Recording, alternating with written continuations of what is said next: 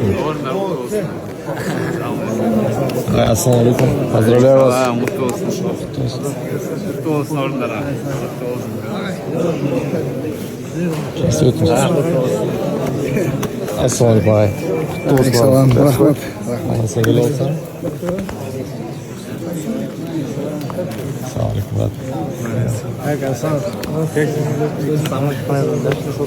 Assalomu alaykum.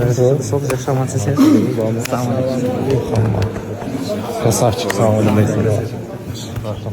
Эй, родной. Звони, не берешь.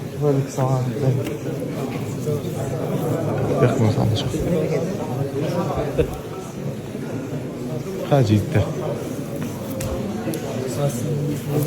Assalomu alaykum do'stim.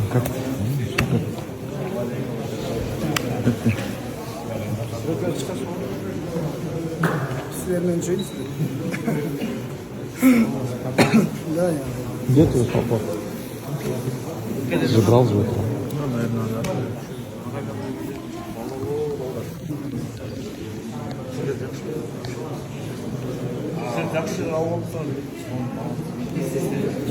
Yüz aradı. Живем, да, надо çıkıp.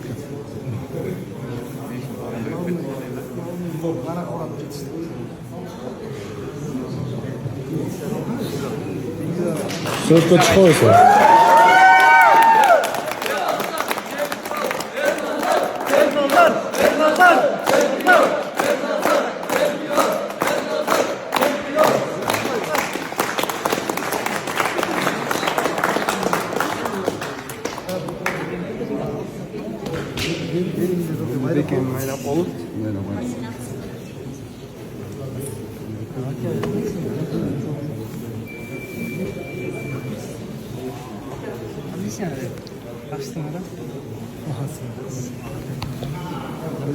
Sağ ol.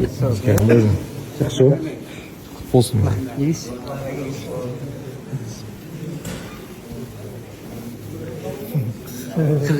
Киевский вылетел. Лучше да знаю. Версия. О, берекет olsun. Yaxshi bo'ldi.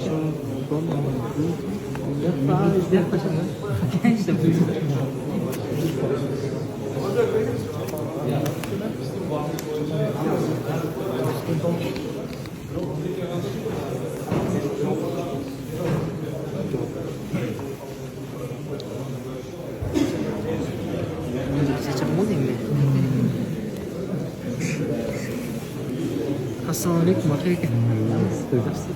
Uzoq chiqdi. Qaysi uchrashmay oldik biz? Как в принципе. А база же у вас уже свои люди, да, есть? Я. Были.